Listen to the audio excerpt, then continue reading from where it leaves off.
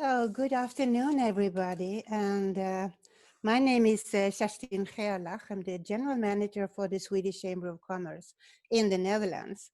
And I'm very proud and happy to welcome you on behalf of the on behalf of the Nordic Chambers in the Netherlands, together with the Nordic Embassies, the European Commission, and MissionC, to this webinar about Nordic Circular Economy 2020, What's Next? I am very happy to welcome you from a very sunny and warm Amsterdam. We have a perfect spring day here. And I would like to ask you to take a look at our pool and answer us, where are you signing in from? So where are you today? So please look at our pool and just tell us where you are.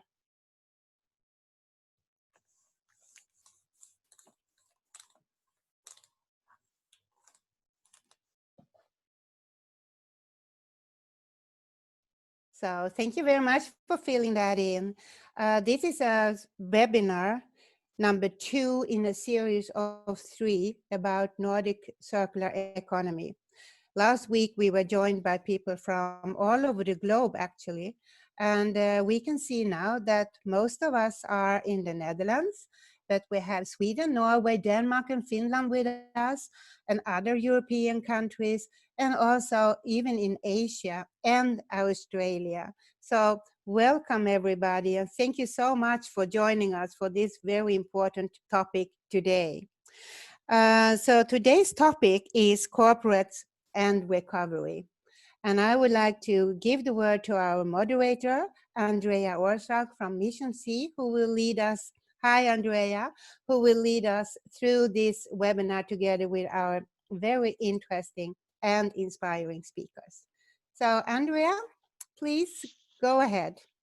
Thank you so much, Kerstin. And once again, welcome everyone. We can see that more and more people are joining literally as we speak. And it's my absolute pleasure that on behalf of all the Nordic Chambers of Commerce and the embassies, as well as the European Commission, I can invite you here today to join the discussion. I'm very excited that we have 3 amazing speakers on board, representing 3 different corporates, at the same time, 3 different Nordic countries. We have Eija Hietavuo, who is a Senior Vice President responsible for sustainability at Stora Enso, representing Finland here. We got Larshans, who's a Chief Sustainability and Corporate Responsibility and Corporate Affairs Officer at Ragn-Sells, representing here Sweden. Of course, both of the companies are very international with global operations all over the world. And that's also the case for our 3rd company, Aker Solutions, who is represented here today with a Vice President responsible for global corporate development, John Christopher Knudsen. So big thank you to all 3 of you. Welcome. Thank you, Andrea. Thank you. Great to be here. We are very happy to have you here today. And just to open a little bit the stage. So of course, we know that currently we're finding ourselves in the midst of the COVID-19 crisis, as many people can see that. At the same time, there are more and more articles and insights popping up, making it very clear that we're finding ourselves also in economic crisis, and of course combined with a climate change crisis. So what an absolutely unprecedented times to be alive and live and do business in. And that's exactly a topic we would like to deep dive through a little bit together with the 3 of you, representing present in quite a lot of countries, everyone focusing a little bit on something else. Let me just kick off with the very first question. How has COVID-19 influenced your business? What has changed, positive and negative? Eija, would you like to start perhaps? Sure. Yes. Well, it's been, from the personal perspective, it's been quite a lonely beginning of the year. So I tend to travel quite a lot for business, and it's been quite the contrary, of course.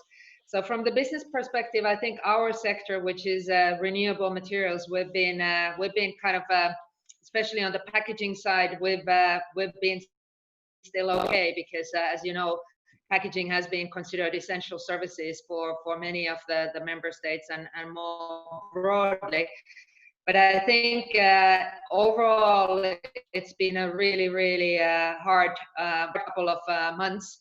I think what we've seen is, you know, how this pandemic has really revealed this system challenges, and of course we do a lot of packaging, for instance, for the food industry. So so how vulnerable this all is with the global supply chains and the global systems that we've created. So we've been really, of course, focusing on health of our employees, focusing on maintaining the business, ensuring that we run operations where we can and serve the community, because of course people need food and food needs packaging. So that's been quite a ride.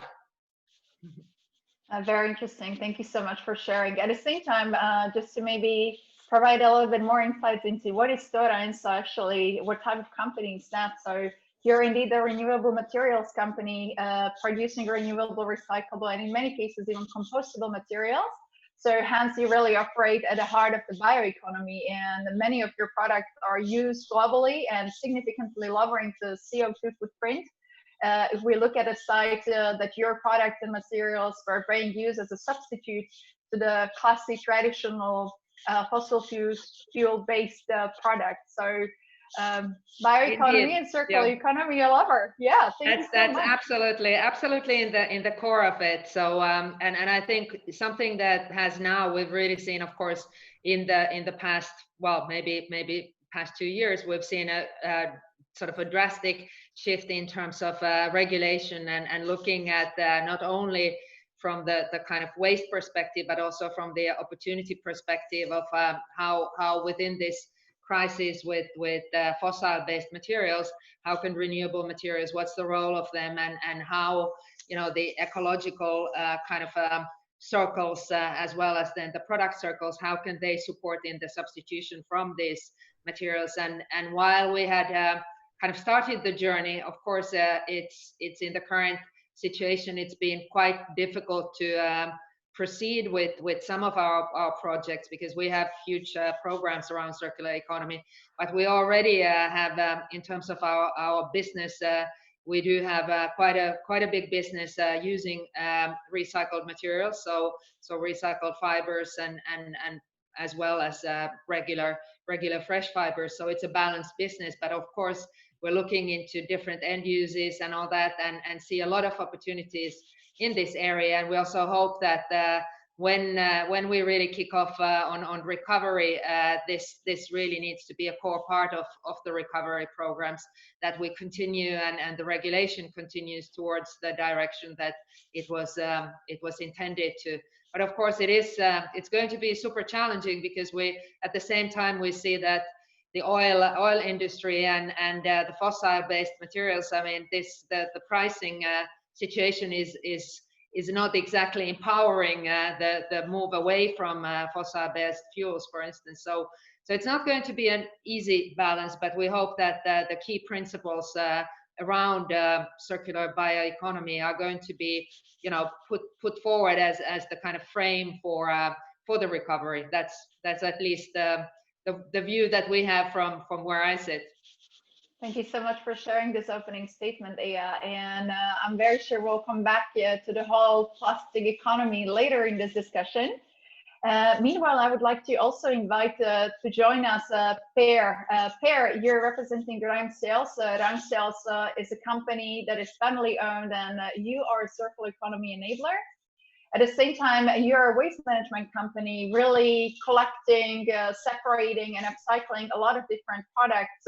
And at the same time, in terms of circular economy, you came up with solutions how to recover rare metals and also such things such as phosphorus or nitrogen out of this waste. And moreover, you're also dealing with what many companies or generally can be considered as a tricky waste. So we're talking here also about ashes and contaminated soils. So how has the current COVID-19 situation impacted Ragn-Sells? What has happened those last months? We are working very broad in society with different kind of business that we are serving. So it means that some parts has been laid down completely, but others has increased. So overall we see a slight decrease. But what we have seen also that we are now gaining new customers because we are focusing on really creating partnerships. So we see that new customers are now signed on.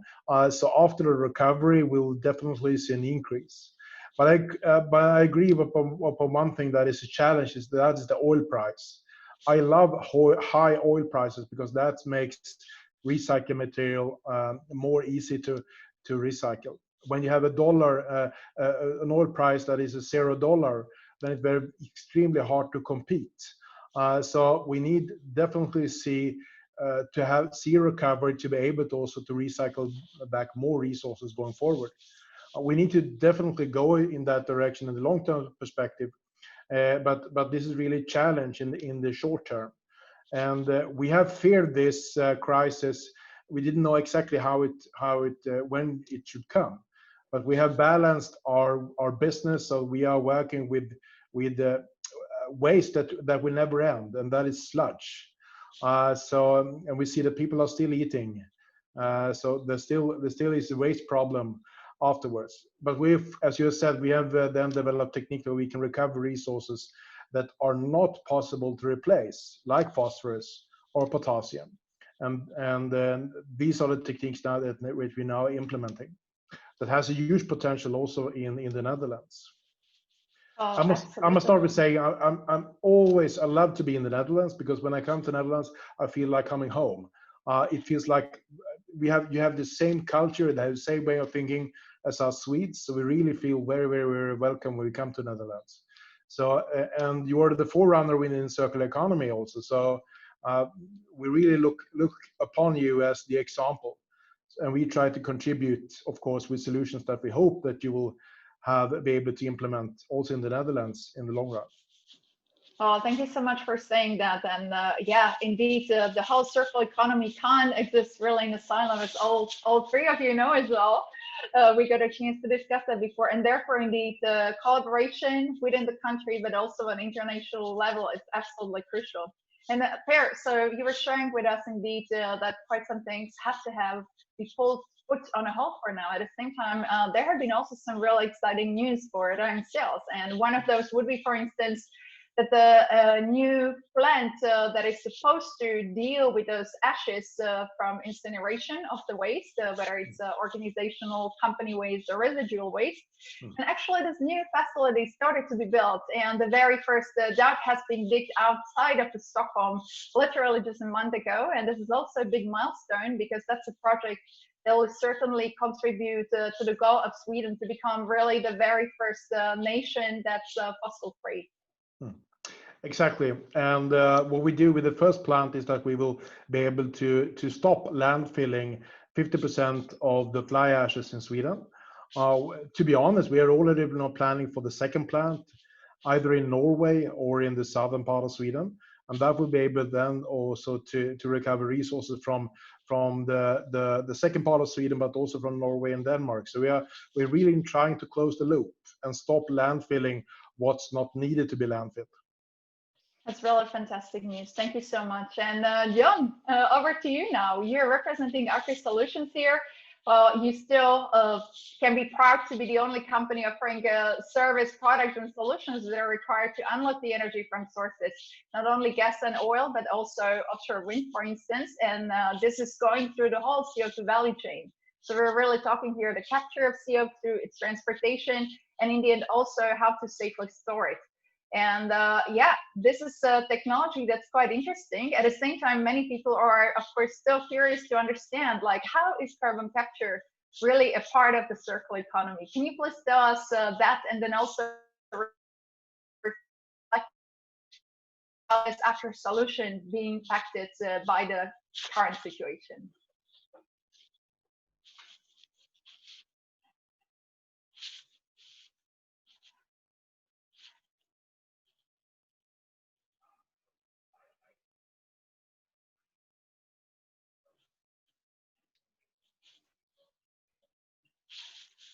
I'm sorry.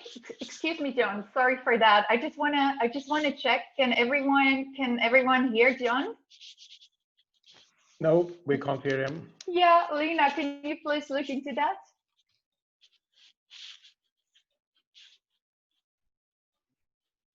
Let's see. Hi. You should be You were- unmuted, June. Okay. No, Can you hear us now? Yeah, that's good. Okay, right. So that's better. So come again. So I guess we all recognize that recycling, fuel switching, and reuse are all parts of the circular economy, and contributes to the greenhouse gas emissions that we need to implement. But when I'm traveling around Europe, I meet industry that have really exhausted a lot of the obvious choices, right? Because if you're a large-scale industrial owner and you have tried to make yourself more energy efficient, you've maybe even tried to get renewable fuel or renewable electricity to power your plant, you will get to a situation where you still are left with emissions that cannot really be abated in any other reason. And this is where carbon capture and storage comes into place as to deal with those large-scale emitters and address those concerns from many of the very important industries that are still left there and that we will be relying on going further into maybe as long as 20, 40 years before we have alternatives. So, and moving to your question, how has this affected Aker Solutions? Well, I think the picture that I put up behind me here really says something about what we're looking towards, because one part of our company is, of course, coming from Per's point, the oil sector, the oil and energy sector, and it's a very, very large storm that we are in, which is completely changing not only our current clients, but also the sector as a whole, and how we are influenced by not only the oil price, but the COVID-19 situation. At the same time, if you look all the way in the back, there is some sun there. And I think that really is what represents what I'm doing, which is part of the green part of Aker Solutions, where we see a lot of customer engagements. We see a lot of interest, and I just calculated before this meeting, Andrea, how many tons of CO2 that we now have projects ongoing, and it's more than 2 million tons of CO2 that we're looking to capture and store safely or utilize for further industrial applications. And these are not just Twence and Knudsen, which are the large-scale pilots that we're running right now, but also projects in Norway, in Sweden, in Denmark, in Switzerland, in Canada, and more. So it's been extremely encouraging to see that even in difficult times, we have a lot of interest coming, even from companies like Stora and Enso. So collaboration going on already within this phone call. That's absolutely amazing. And thank you so much for sharing all your insights. And especially we were curious about your picture in the background. Everyone's sitting at home and suddenly this looks very exotic. So thank you so much for explaining this to us. And indeed, that definitely sounds hopeful. And all of us are hoping that more and more projects that are focusing on decarbonization, especially in the case of large power plants, and large offshore facilities will continue this trend. So yeah, from what the three of you were sharing with me, there were definitely some changes in terms of supply chain, in terms of how business operates. At the same time, I've been hearing from all three of you some really very helpful positive news that going forward, this is indeed the strategy that still remains. And despite perhaps some adjustments, we just really need to keep circular economy as one of the main drivers, getting us out of the current situation and to the sun that is still there somewhere in the background. And Absolutely. Yeah, so thanks a lot for that. Eija, you were talking about the current changing consumer patterns. And that, for instance, right now, many of us are really working from home. We're way more spending time at home, not really going to the offices, meaning that the consumption of the food and people cooking at home is going up. And at the same time, the way we do shopping, many shops are still not open. In many countries, that's not the case. So a lot of shopping is happening online. And of course, this is also where a lot of packaging and materials plays a big role. How do you see this whole plastic situation? What has changed there, and what do you foresee will change in the future? I know that Stora is also one of the signatories of the new plastic economy. It's an initiative, global initiative that's been initiated by the Ellen MacArthur Foundation and also UN. So what's happening over there? What trends do you foresee?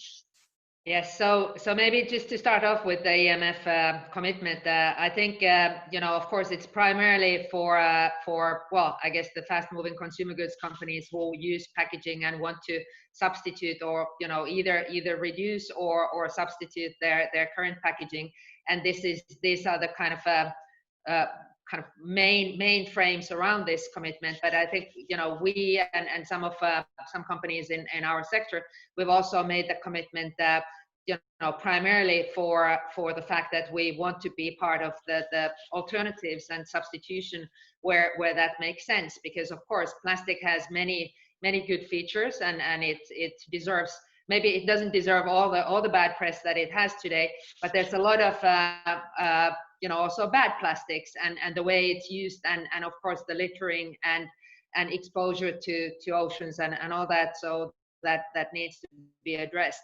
So I think what we have seen in the past months, I think it's really super interesting, because I think we're even though that the Single-Use Plastics Directive as such was set in stone already earlier, we're still working, or the Commission is still working on the guidance related to that, which specifies certain elements about what is actually plastic and what is not plastic. And one big debate has been, and the big push from the Commission has been the move to reusables in many areas. So, for instance, fast food restaurants and also in retail and packaging as such. And now with this viruses and the situation, I think we are back in remembering what the primary purpose of packaging really is. And it is to protect the goods, and it is to protect the people, and it is the hygiene and health aspects. So also, I think there is maybe certain new reflections on what needs to be banned and where you need the alternatives. And of course, the environmental footprint of packaging and excess packaging and all that. So that's not really in the scope, but I see a new kind of a dialogue emerging, because it was such extreme steps being taken and all that. So maybe there needs to be a bit of a reflection. But at the same time, I think the work that has been started in terms of packaging, it is really, really, of course, welcome, because I think in our great consumerism and fanatic use of branding also products, this over packaging has gone to a level where it doesn't make any sense. And I, at least personally, I've also, now that I have been confided and sort of monitoring my own bins in more detail, it is surreal the amount of packaging, especially now with sort of some fresh food that we get, all the plastic packaging and all that. So I think both the industry that I represent, but more broadly, food packaging industry, whatever the material, I think we really need to have that dialogue within the value chain on how to reduce packaging and what sort of, how can you optimize the packaging, but also we need to protect the goods and at the same time be environmentally safe and sound. And in our industry, we started a couple of months ago a big initiative. It's called the Forever Green Alliance, where we now have the value chain convening. We have a couple of brand owners who really took a very strong stance on this. So Nestle and Mars, for instance, they've been in the lead. We have IKEA, P&G, and others there, and they really want to work not only in reducing plastics, but also to come up with the kind of packaging mix which really is moving forward. It's going to be the right amount of packaging for the right purposes and optimizing also then the end of life and reuse of those materials. So I see this really the future forward, and also across the different material segments we also need to collaborate, because it is the retailers and brand owners who are they are the owners of the packaging in terms of defining what the mixes should be, and I think we will see much more collaboration in this area. That's definitely sounding like great news. At the same time, isn't it curious that indeed packaging has been shaped and blamed in the coming months before the COVID-19? The goal was really to reduce it as much as possible, definitely in terms of single-use plastic, and then indeed bioeconomy was exactly what was being discussed. And I think both of you, also with fair, touch on the topic that unfortunately the fossil fuels, the oil really got cheaper over those last days, weeks.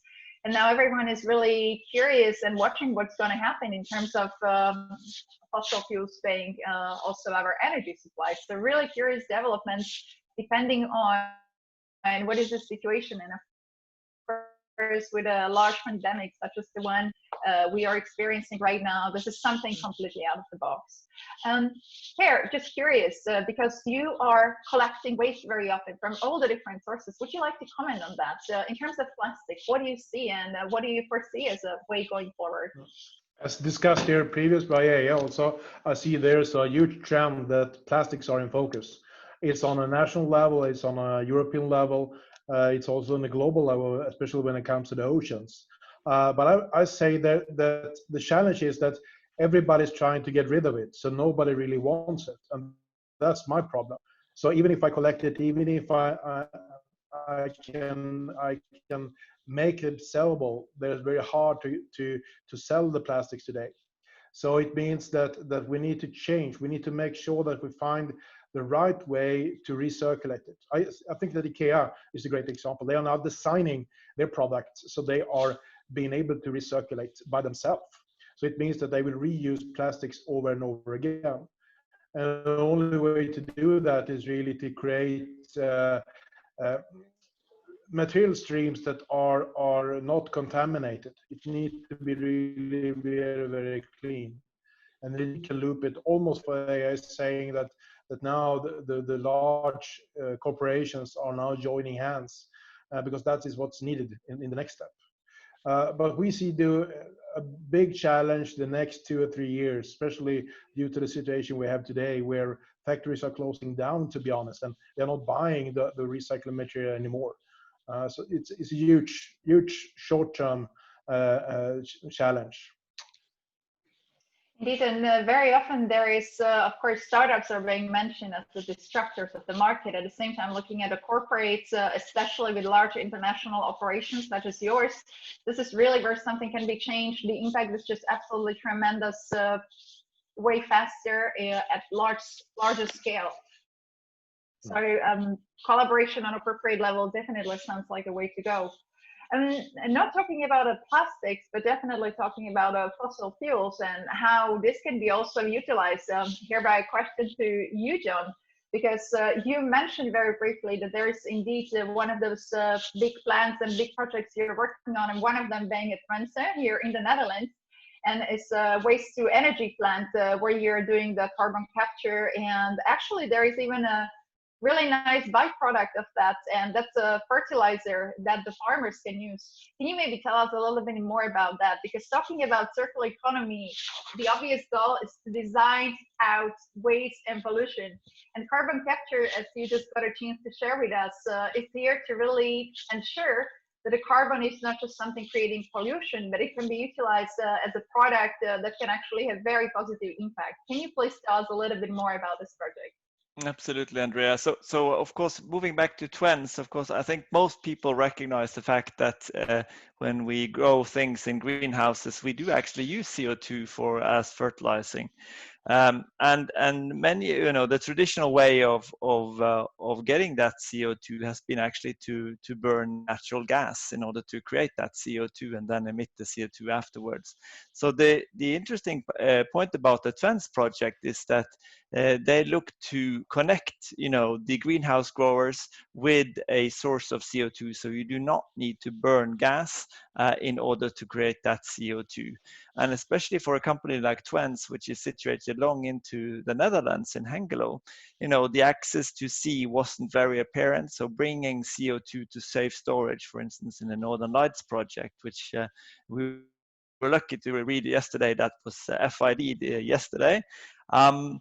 That is not an option for them, which is very straightforward. So they were looking to utilize the CO2 and then also bring something to the environment. And this is how and why they last year signed a contract with us with the delivery of what we call the Just Catch carbon capture unit, which means that we connect their flue gas and we collect the CO2 and take out the CO2 from their flue gas and then bring it to the greenhouse growers nearby, so they don't need to burn gas in order to get that CO2 as fertilization.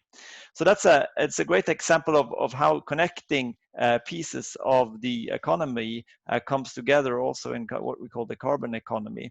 And right now, I can tell you that it's we're looking very much forward now to the period after the summer to take further steps on this project. I think as everybody has experienced over the last couple of months, there's always been some delays, and then this time this is around the public funding side of the Trans project. So we're certainly looking forward to, we've gotten some positive signals now that they're moving further ahead and got those funding questions sorted out. So after the summer, hopefully we'll get going on the next phases of the details of this project. Fingers crossed with this exciting phase over the summer. And I would like to touch a base also on a quite recent project. And that was a project where you were working for a cement plant, actually. And the goal was liquidation of the emissions over there. And probably many of our listeners tuning into this call know that cement is having a tremendously large CO2 footprint. In fact, it can be anywhere between 5 to 10%, and therefore it's very crucial to figure out what we can do with those emissions. And at Aker Solutions, you're diving into that. So how about that project? No, I think you need to recognize that it's not just 5%, it's 5 to 8% of the total CO2 emissions worldwide come from the cement industry. So a very, very significant contributor. At the same time, a very important contributor for building materials, which is very difficult to replace. And I think we all recognize the good parts of cement when we build things, how long it actually can stay and how little maintenance it needs. But, finding a solution for the cement industry has been on the top of our list for a very long time, because the cement industry has so much potential to be much greener. So when we started to work with Heidelberg Cement Norcem already in 2011, it was a big project because we saw that they could certainly replace some of their fuels with other types of fuels, so which would reduce their emissions, but they would still be left with 2/3 of their emissions which come directly from the process. And this is where the carbon capture and storage side comes in. So we've designed this 400,000 tons capture unit for their plant here in Norway. And as I said, as part of this, this is a bigger demonstration project in Norway, which is called the Northern Lights project, which was approved by the partners of the Northern Lights project, and which is Total, Equinor, and Shell yesterday. That was a great news. Now we're just waiting for the governmental final investment decision, which is right around the corner. But coming back to the cement industry, if we solve this problem and be able to efficiently capture CO2 from cement, we would be able to transition where we would get green cement into the market. And through the use of, for instance, public procurement processes, we would be able to switch this industry around, something which has been on the focus for a very, very long time, and which we see quite significant contributions to cutting greenhouse emissions going forward. In terms of the current Circular Economy Action Plan that's happening on the European Union level, and of course Norway not being part of the European Union, but how can this really support and help to scale this up to also other geographies? Well, I think not just Heidelberg Cement, but we've seen a remarkable interest from the commercial cement producers, in Europe and in Canada and the US. They're all looking for this solution. And I think what we should recognize, as with all technology, is that we need to get those demonstration plants going, because that's the only way that we can actually bring down the cost of new technology. We need to be able to roll this out in many projects. And I know that Heidelberg Cement is looking at their factory factories, not just in the Nordic countries, but around the world to implement this. And then the more we can get this adopted, the better the cost will be. And then we will be able to tackle some of these large-scale emissions in a much, much better way. Fantastic. So if the Norcem Summit in Brevik is a success, that's a perfect business case that can be showcased and really prove that this works.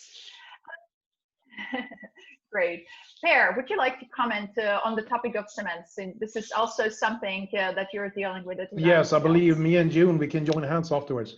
We're also trying to support the cement industry because the majority of the resources that we extract from the ash to salt plant that we're now building can be reused because it's already calcinated. It means that it's perfect to use to replace cement or use directly in the cement oven.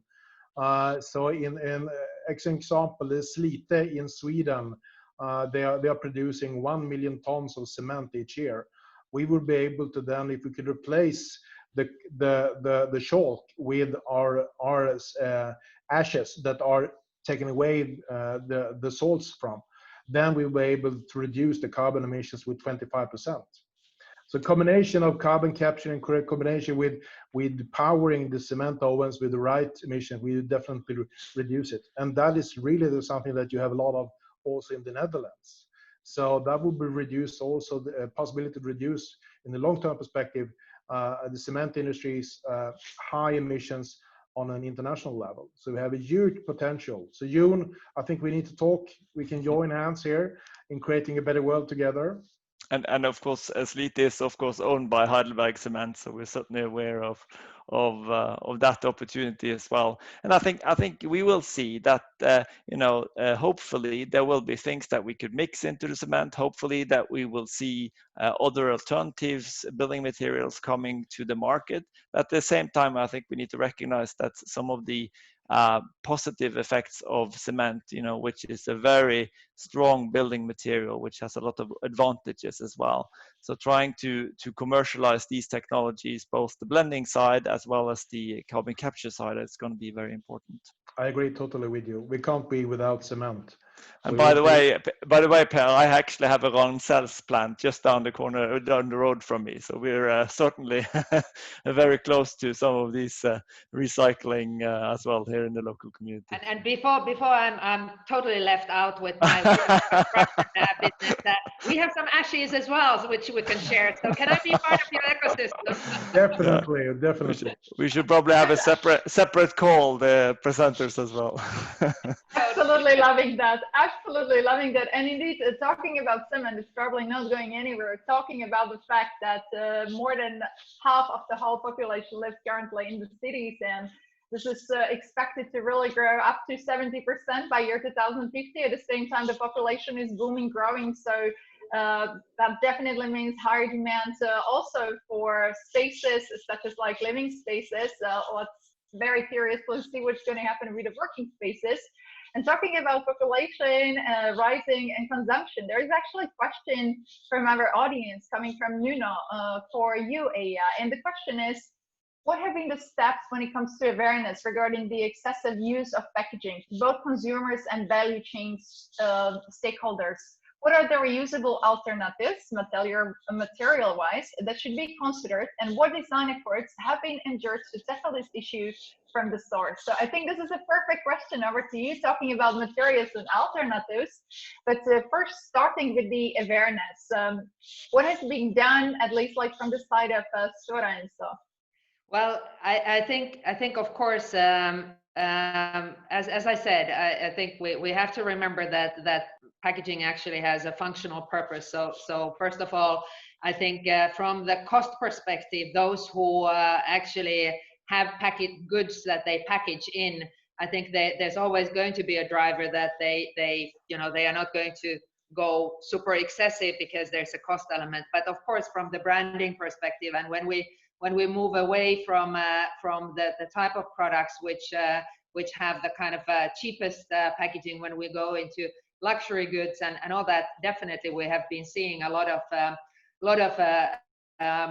over packaging and which kind of supports the brand.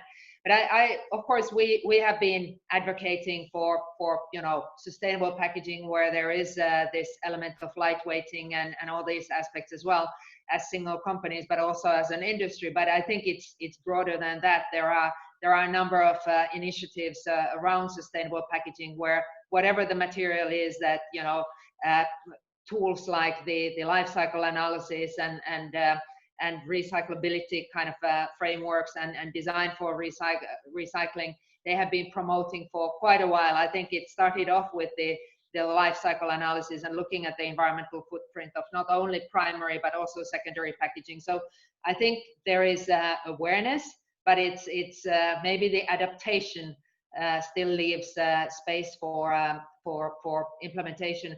But I think I would see that with the current, especially in Europe, where the EPR systems, they are based on the volumes of packaging brought to market. So you actually pay for the recycling, and all these, both policy tools and the tools coming from the industry and NGOs engaging on this. I think there's plenty of initiative on that front.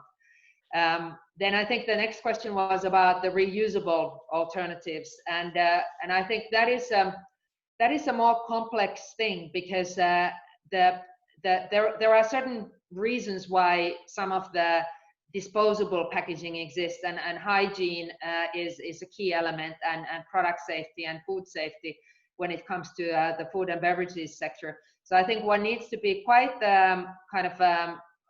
careful in assessing what is the end use of the packaging. So for instance, for transport packaging and things like that, it's not really an issue, because the goods are already in a primary package, which is safe. But for the type of pilots that, for instance, some of the retailers have done in packaging some of the, well, let's say that cheese, for instance, if you sell that in pieces and all that, and people would then bring their own packaging to the retailers and all that. I am not 100% convinced if that is going to fly in a larger scale, because in the end, can you imagine a family of 5 kids, what the number of reusable packages they would need to bring to the supermarket, and whether then if there is a hygiene issue, who do you blame then for the fact that the baby got a food poisoning or whatever? I mean, it's a super complex topic, but yeah, definitely for the transport package, no issue. And I think of course we've seen in for instance in the quick or fast food restaurant business, we've seen these reusable cups and all that. I think it's a good movement. Let's see how that then boils down in the aspect of hygiene again. So challenges and opportunities, but definitely I think the big trend is that these kind of common principles towards sustainable packaging, they are becoming really mainstream, and it's the big brands and retailers who are really driving them. So individual companies, of course we have a role to play and we want to be part of the dialogue, but the push has already, it's there, it's happening. Yeah, it's going to be quite a lot about changing the whole infrastructure, making this all possible, because as you mentioned, there are already so many beautiful initiatives really focusing on tackling the issue and answer critically all those different questions around plastics, whether it's the new plastic economy initiative or Forever Green Alliance that you've been mentioning directly with the large food producers, Mars, Nestle, and many others on board. So indeed, right now we really need to start deep diving into how to ensure that adaptation is actually happening. Absolutely, and there's also, I mean, let's also remember that there's a lot of small startups working on these different concepts for reusable packaging, and I think time will tell how broadly they will be adapted, because it is a complex concept, and also now during the virus, and if we just have the lens of the COVID-19 again, we will see that the kind of home deliveries, whether it is retailer, food shopping, but it's especially from the restaurants, they've grown tremendously. And of course, if you manage to sort out the hygiene aspect, and you have these different new kinds of business models for reusables, for instance, home deliveries. I think it's really, you know, in Asia they've been doing that in the metallic containers for a long time, and of course there are hygiene issues. But if you develop the systems to support that type of packaging, you know, and reuse of that, I would see that, you know, why not? So lots of opportunities for innovation, and I think learnings from this period where we've been confined and have enjoyed the restaurant food in the delivery format only. Yeah, absolutely. Curious to see what's going to happen afterwards and what the developments will be. This is an absolutely fascinating conversation. And again, we're not only discussing one topic or one material. There's been already anything from like flying ashes, when we burn waste, through concrete, cement, through the plastics. Now the question, of course, is how can we really recover out of the current situation, keeping in mind also all the goals linked to circular economy? So what do you see for your own company, or perhaps what is the recommendation you would also like to share with all the other companies that would like to recover in a green way? So tackling economical crisis while rebuilding in a green way. So who's first? Should I go first? You can go there, please. Okay, good. I will say that I will also address the European Parliament because they are really the one, together with national parliaments, that now are going to put policies in place that helps us to recover, at the same time help us to steer in a new green way. What we have seen, what we can contribute is that, of course, to make sure that to recover nutrients, phosphorus, potassium, and nitrogen are possible to be used within Europe. Today, legislation prevent us. Even if we recover the phosphorus from the sludge, we need to export it out of Europe in order to use it. And on the contrary, we are dependent on the import of phosphorus to the European Union. So we need to import more from Morocco with high content of cadmium. So it's really a very, very strange situation. So please, European Parliament, please, if we have someone here with lobby power, make it possible for us to reuse nutrients that are so critical for food production going forward. And it's extremely important now, since we see what's happening when borders are closed. We can't get the resources. We can't rely on getting the resources on the international level. It's both carbon reduction processes at the same time as it secures our future without any heavy metals in it. So that is my definitely wish now. Make sure that Europe enables use of recovered resources of nutrients, meaning phosphorus, potassium, and nitrogen. I stop there.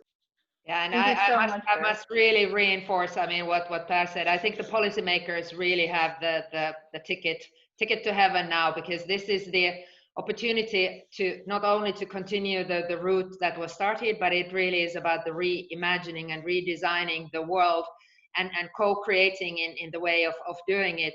And I think all these valuable recoverable materials, which may not have a business case in the short term, you know, these are the kind of models where we need to develop things for economic recovery. And what would be, I mean, this would be the great area where you can kind of encourage the startups to start work in this area, not only the big companies, but it really is, you know, now it's the time to empower those small guys who have great ideas and ensure that there is also funding provided for those projects. Many thanks, Eija. And also, I would like to mention that the next session, we're actually directly talking to a representative of the European Commission. And the goal is exactly to understand a little bit more what is the European Green Deal all about, and especially the Circular Economy Action Plan, like how we can really utilize it for all those topics we're discussing also today. Great, that's good. So thank you so much for sharing your reinforcements and ideas and pretty much making it very clear that a regulation is absolutely obviously key here. And it will certainly help us to come up with some incentives and hopefully also penalize those that are not compliant. John, what is your take? What would you like to recommend to the companies recovering currently? Well, I think about to recover. I think there are a lot of good points around regulation, and from our side, of course, regulation and the role of the various states is really important when it comes to infrastructure, because I think on the long run, even if we do find solutions for even the emitting industries, over time we will need infrastructure, for instance, around carbon capture, utilization and storage. So that's one thing. And I think, on the broader perspective, most companies today have some sort of a transition strategy. In Aker Solutions, for instance, we launched our 2025-30 strategy, which means that in 2030 we plan to have 20% of our income coming from floating wind and renewables, and 25% of our income coming from carbon capture, utilization and storage. And I think most industries have set similar targets. I think this is the time to accelerate those transitions. This is the time where we need to invest more things in the transition project, more things in the transition technologies, and more importantly, also start realizing projects so that you get the whole infrastructure and the whole supply chain ready to deliver to these projects, so we can create new jobs in new and sustainable energy and other industries, right? So I think for us, we talk to our investors, they are asking us questions about what are you investing in sustainable, how quickly can you make that transition, and we all recognize the fact that many of the industries that have significant challenges with greenhouse emissions will stay on for quite some time, and we will need to continue to invest in getting those emissions down. But over time, now is the time to invest in those new transition economies. Fantastic. Thank you so much, John, for this concluding statement on that. It was very interesting hearing your insights, talking about the waste management and how we can really upcycle and recover all the different nutrients, rare metals and materials that we could still use instead of just getting them in a virgin form. It's been really fascinating listening to you, John, talking about how CO2 overall supply chain and value chain can be really captured with the technology that the Aker solution is providing. And it's great to hear that there is more and more growing demand despite the current challenging times. And Eija, it's really great to hear that there are all the different materials that are bio-based that might be a solution for the future. And also, I think all of us, and seeing also the comments coming from our attendees, it's very interesting to see that plastic, since this is very close to us as consumers as well, is a big topic that will be discussed, and it's not going anywhere. And we really need to figure out what to do with this, because as Monica has been also mentioning, unfortunately, when we throw something away, it's still staying here on our planet Earth. So it's not like when we throw something away, it magically disappears. And I see that there's been also a comment on extending producer responsibility, and that's going to be also discussed as a part of the new plastic economy, right? Or is there perhaps something else you would like to say to that, Eija, on behalf of Stora and so? Yeah, sure. And it's I think we're living now a time with the colleagues in Brussels being, even if they are not there in the big buildings, they are at homes working on a number of things. And of course, we just concluded the previous version of the Packaging and Packaging Waste Directive, which is now being implemented and is happening. And at the same time, we have the Single-Use Plastics Directive, which partially overlaps. It's a kind of a special legislation. And then we have the Green Deal and we have the Circular Economy Action Plan coming through. And now we got the first study from the future revision of the Packaging and Packaging Waste Directive, which is happening next year. So we're going in very quick circles of different types of regulation, which relates to each other. And I think there is a challenge actually, because now the fast speed means that the directives are not totally kind of complete, so which means that it leaves space for implementation at national level. And when we talk about the EPR schemes, for instance, I think we now have or will have EPR schemes implemented at national level in that is mandatory. But at the same time, with all the new rounds coming, whether it's plastics or whether it's specific segments of plastics and all that, it's becoming quite complicated for the member states. And I totally agree that the more fractions there would be, the more beautiful it is, because you can recover quality and quantity, and you can do this and that. But it also becomes quite costly, and it is difficult to manage. So I think we have to have some kind of common guidelines and high-level agreement of not only what we do at the end of the life cycle, but really in the beginning of the life cycle. And we spoke about this design for circular guidelines. I think that role is going to be equally important as the EPR scheme. So, and I saw that in the first study from Eunomia, which is related to the opening up of the Packaging and Packaging Waste Directive, there was a mentioning about the design for circular guidelines, specifically saying that they need to be much more detailed. There needs to be a negatives and positives list, so that actually the products coming to the market, they are better than, they are recyclable actually, and the materials can be derived from that. Sorry, this was a lengthy explanation, but I think the direction is right, but it is difficult. I think just a comment on that, Andrea. I think Eija's point also is that there are these difficulties. They need knowledge. They need to be educated, and I think that's something that we see in our industry in the CCUS value chain. That just simple initiatives like putting on a CCUS academy where people can join in to learn more about an industry and more about the full value chain has been a remarkable interest, because these things cannot be seen in isolation. These are difficult elements that need to be put together, and actually companies like Stora, Enso, Aker Solutions, and others, we will need to educate not only the policymakers but the world around us, because we need to be representatives for the full value chain of this. Thank you so much for that, John. And absolutely. So yeah, quite a lot of challenges ahead of us. And we're very grateful that the three of you, representing three amazing large corporates that are serious about creating a sustainable future, were able to join us and share your insights.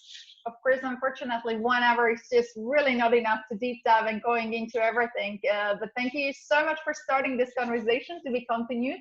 And also, thank you so much for answering so many questions coming from our participants privately. So really great job done on multitasking. I want to say a big thank you to all of you, and also a big thank you to everyone who attended online, joining this conversation.